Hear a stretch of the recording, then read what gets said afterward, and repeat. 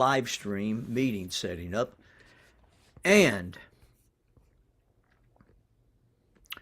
I would say that we are actually live at this time. And good evening, 6:30 on the button. Not that I would do that. So good evening, folks. Mr. Jerry here with you. It's Wednesday evening, and we at Spring Meadows Church of Christ have officially canceled our worship services tonight, but we wanted to bring a time of devotional to you and some time of prayer and Bible study for probably 15, 20 minutes, probably no more than 20 minutes, because so we're going to have a little bit of difficulty tonight because the person I brought on with me has been known to be a little, well, for the lack of a better term, long-winded. So, folks, I have Dale Jenkins with me. Dale, how are you this evening? Well, it'd take me at least 15 minutes to tell you how I am, but I won't do that. So it's just someone has said I'm verbose already, so I guess I'll keep it brief. Doing great. Super. I'm excited about you being here with us tonight and sharing this time of Bible study together. And so, You didn't ask, thankfully, you didn't, things are thawing out a lot of places. But Nashville is looking pretty rough, isn't it, Dale? it's been rough, very rough. Yeah. You and I headed up there today, I know, and I left and moved went a little south. Nice Hawaiian background there. Hey, Feels a little folks, warmer. if you're watching us on Facebook and YouTube right now, leave us a note, a message where you're watching from tonight, and let us know that you've watched this, and share this with other people with you too. Like I said, we're going to keep this brief. And so, Dale, let's go ahead. We're going into Matthew chapters 6 and 7, better known as the Sermon on the Mount. Tell us a little bit about that. Well, of course, Matthew 5, 6, and 7, Declaration of Christianity is how I heard it called one time. I heard another guy call it the Constitution of Christianity. It's this young preacher man comes along and turns the tables over theologically, just changes everything. And this is the greatest sermon probably ever preached. I think that when we see what Jesus does in this, um, it it is the epitome of teaching us how to live a life each and every day. There's two things. It's the Sermon on the Mount 5, 6, and 7, and the Book of James. I think teaches us more about how to live everyday life as a Christian. And how does that text do that you can see? Well, and the whole thing is about, all right, this contrast with that. He starts with what we have commonly referred to as the Beatitudes, or one guy called them the Be attitudes, the attitudes that constitute what we want to be. And he does then he goes into comparing Christianity and righteousness, what righteousness really is, and then he talks about how our lights to shine. The whole text is a masterpiece on here's how you ought to live, here's how you treat others, here's how you got to get by in this world if you're going to be different than the world, and it is different than the world. So, Jerry, I know tonight we're going to look at specifically, for sake of time, this first of uh, the Beatitudes. Correct. Well, the message in the Beatitude part is God's favor is reserved. It isn't reserved for powerful people. And, Matthew writing particularly to a Jewish audience, they were the ones they were expecting a powerful person to come in and things like that. And it wasn't the wealthy. The message is not for the wealthy. I wonder, and Dale, something that when I read through these passages every time, who do you think was in the audience of those at the Sermon on the Mount? Well, Jesus is pretty early in his ministry, but a multitude has already followed him. I imagine it would have been maybe mostly Jews. Probably the majority would have been people who were not affluent people, though there probably were some wealthy people already following him. But just primarily probably Jewish people who were intrigued because he was a rabbi and was teaching some things that were different, and they'd seen him do some mighty works already, and they're amazed. Well, we know tax collectors were there. Hmm. We Yes. know that probably farmers were there. We probably know that high-ranking officials were there. I'm wondering, and Gentiles, okay. So there were probably Jewish. I think you're right. The largest audience is probably that Jewish audience.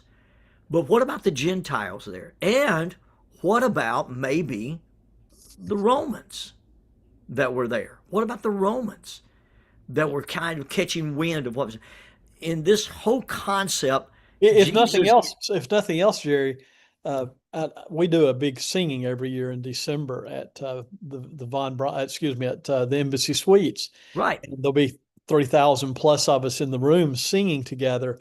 And what's interesting is always there to watch the people, the peripheral of that audience.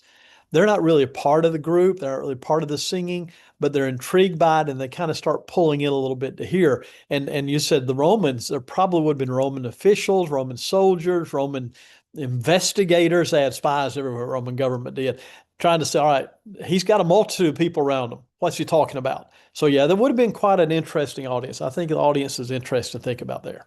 So if I say the name E.F. Hutton, does that mean anything to you? Well, if you're my age, it does, but anybody under about age 40, you won't mean a word to unless they've heard their parents talk about it or something. But You, if when E.F. Hutton talks, people listen. that's right. That's right. When Jesus Christ was speaking in that day, people were listening. So you've been to probably the site where they believe the Sermon on the Mount was preached. They're on the shore of the Sea of Galilee, just a little bit up on a mountainside. And they believe most people believe Jesus was probably standing there at the bottom, and the people were probably scattered up through that mountain.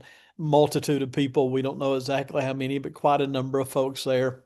And yeah, you can just standing there as you did, you can almost envision people, leaning in and hearing this master teacher teach, and just would have been an amazing scene. So, one of the things right after he gets through the Beatitudes, he gets into what I think is called the matters of the heart. He uses this phrase over and over again. You have heard it has been said. Time and time again, you've heard it's been said. Then he goes, but I tell you. So, what is he doing when he makes that statement? Well, he is. I would suggest he's clarifying what God said. So we know because we're 2,000 years post the words of Jesus.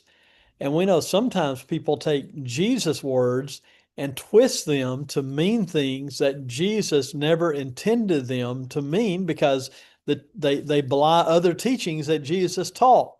And so we're probably a 1,500 to 2,000 years from the time Moses had given the law. And through the years, rabbis, scribes, Pharisees, various religious sects had come along, and they added layers to the teaching of Jesus. They had the writings, and then they had the margins, the writings and the margins. And I always think about my mom refused to write in her Bible because she had heard someone talk about these writings in the margins and how the writings in the margin became more important than what the text itself said. And while I have written in my Bible for years, I've often thought about that and about the idea that imagine you could get the Bible of Gus Nichols, for those of us in Alabama, and you could read what Gus had written in the margins of his Bible about what the text said. There are people who say, oh, if Brother Gus believed it meant this, that must be the right interpretation and no other interpretation. And so over the years, that's what had happened with the teachings of God and the writings of Moses. People come in and written in the margins, these scribes, these respected teachers. Some respected teacher came along and he'd write a little note in there about what it means to carry your brother's burden, or what it means to covet, or what it means, and then their writings would become as weighty as the law itself. And Jesus just cuts through all that and says, "You've heard it's been said. I tell you, there's a new kingdom coming, and this kingdom's going to go back to what God said." Exactly. And I think that's what that's everything from like going the extra mile in verses 38 in chapter 6 and following, going that extra mile for the person with them. Why? It's looking at, again, I think this becomes heart matters with Jesus. Let's look at the genuineness of your heart. Verse 43 in chapter 6, where it says, you've heard you have heard it said that you shall love your neighbor and hate your enemy. But look what he says. But I say to you, Jesus talking here, love your enemies and bless those that curse you. Do good to those who hate you. Pray for those who spitefully use you and persecute you. Why? That you may be sons of your Father in heaven. Why? For he makes his sun to rise on the evil and on the good, and sends rain on the just and on the unjust. So it's like you said, Jesus clarifies. I got a feeling that the whole concept of the eye for eye for tooth. If you kill somebody, then you need to be put to death yourself, or in that manner. Whatever you're doing needs to come right back to you, even more so. But that's not what Jesus was saying. Now Jesus was in with consequences. Okay, consequences for actions. But what is he saying about enemies? Love your enemies. Why? I think that Jesus makes that statement to make it pretty clear. You belong to God. You belong to the Father. And I want you to go back to the Father. And people around you belong to the Father. And they need to come back to the Father. They need to come back to the Father. And he was making some of that clear by doing what? By hitting their heart, and making it clear to them in what was happening. But yet, Dale, love your enemies? Oh, come on, let's get real. Well, just to be real clear about this, Jesus never said this was easy. I mean, it'd be nice to think, oh, Jesus said, love your enemies, just love your enemies. Well, yeah, just love your enemies, but that doesn't mean it's easy. I haven't, and you haven't either. I haven't had many enemies in life. I've had some folks that didn't like me.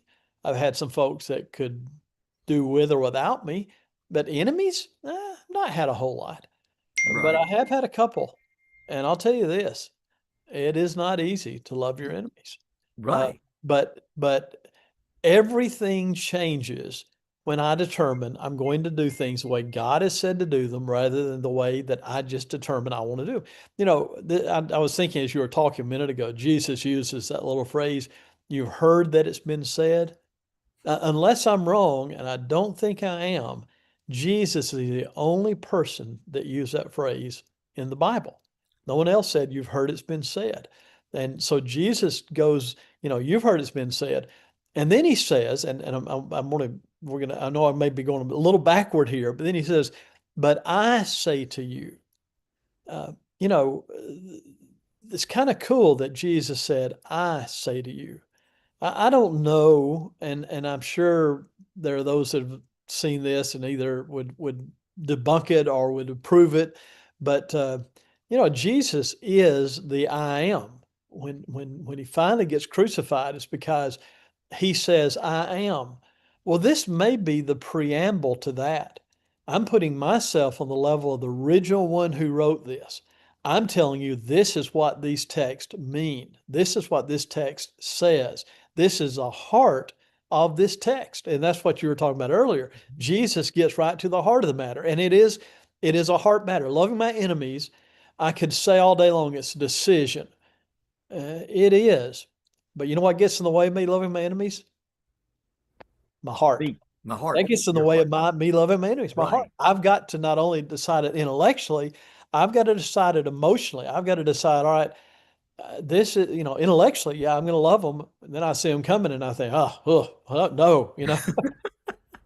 So something interesting also here, Dale, when Jesus says, "But I say," okay, my mind goes back to the Mount of Transfiguration. Yeah. All right, you've got Moses, Elijah, and you've got Peter and them going to build it. Let's build the tabernacles. Let's build it. And God, I really think God puts his foot down. I Oh, really he do. say God cleared his throat and said, "Peter, shut up." Well, okay, exactly. I think God puts his foot down, and I think he says, "Listen to my son. Listen to him." And and what How does that do? often does God audibly speak in the Bible? I mean, this is Peter, enough of Peter, that junk. Moses exactly. was great. Never been a man humbler than him. Oh, I Elijah know. represented the prophets. Awesome. There's only one here. There's We're only only going one. to build one tabernacle here, and that's That's to the exactly Lord. We right. don't need another So, one. so how much more when we go back and we read this from the text, from the Sermon on the Mount, when Jesus does say, "But I say to you," how much more does that fulfillment of the transfiguration come in from that point? Yeah. It is about what Jesus says that affects our heart and ultimately affects our life So it in goes that. back to, and again, let's bring it full circle. It goes back to, who do I believe Jesus is? And if I really believe Jesus is the guy at the Mount of Transfiguration, I really believe Jesus is the I am he claimed to be in John's writing, if I really believe Jesus is the one who could take the words of God and say, here's what those words really mean, then he says, love your enemies. It's like, do I have much of a choice if I believe that? Now, I can choose not to believe that and Right. decide to live in the way I want to live. But I can't in the same breath say I believe Jesus is all this and then ignore what he says about all these things in the Sermon on the Mount. So wrapping this up, because we promised we would keep it brief.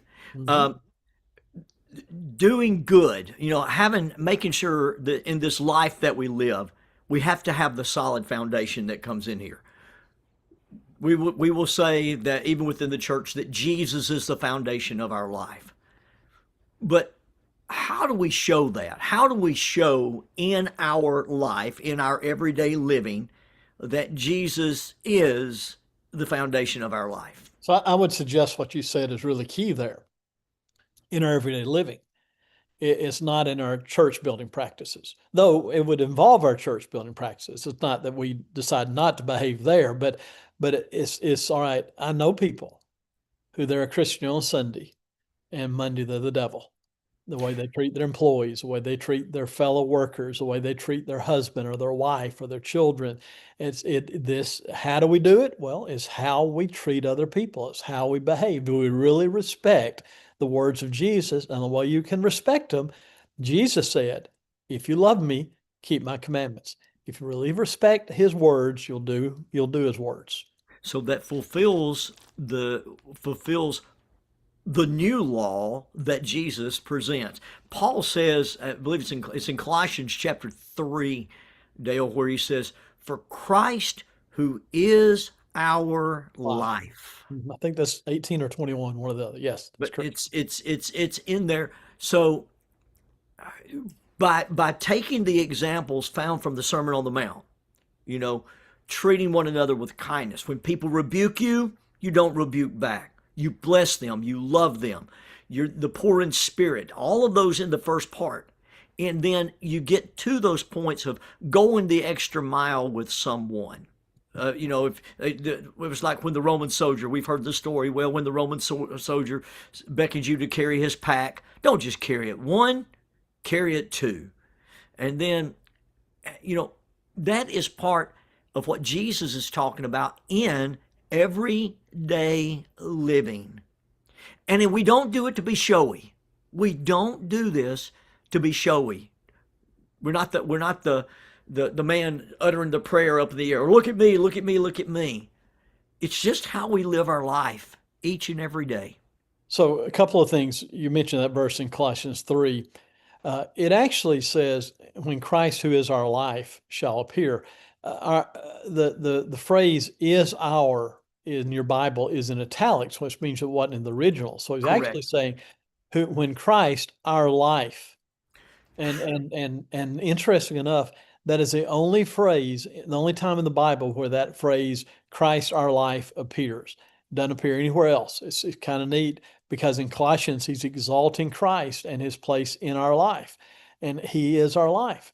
So is he or is he not? Well, it shows in the way we live our life day to day. So Jerry, I know our time's getting Our by time is really up. Yeah, we got quick. to wrap up here. Uh, Thank you So, for inviting me to be on. well, Those who watch this from Spring Meadows, always good to be with you. I'm looking forward to seeing you all soon. It'll be a few more weeks before I'll be back around again, but it's been a joy to have a few minutes with you.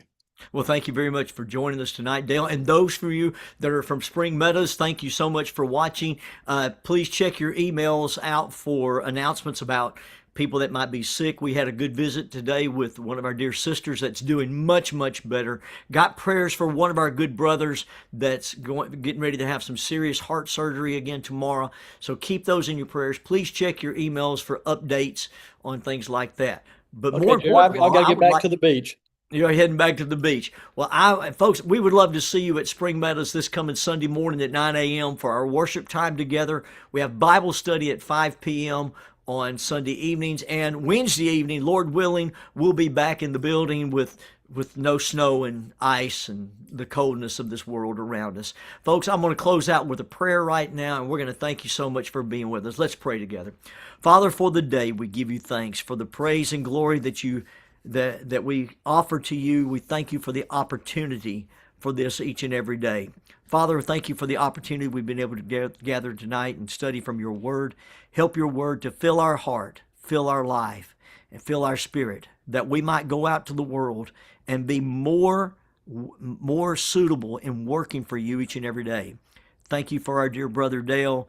Be with him as he continues to serve you. Praying for our brother Chuck Morris right now and his good works with mission work taking place. Want you to be with him and take care of him. Father, for those that need you right now, our prayers go down to them. Keep people safe, keep people healthy, and Father, by all means, help us all to be faithful to you. We thank you for Jesus who made it possible, and it's in his name we pray.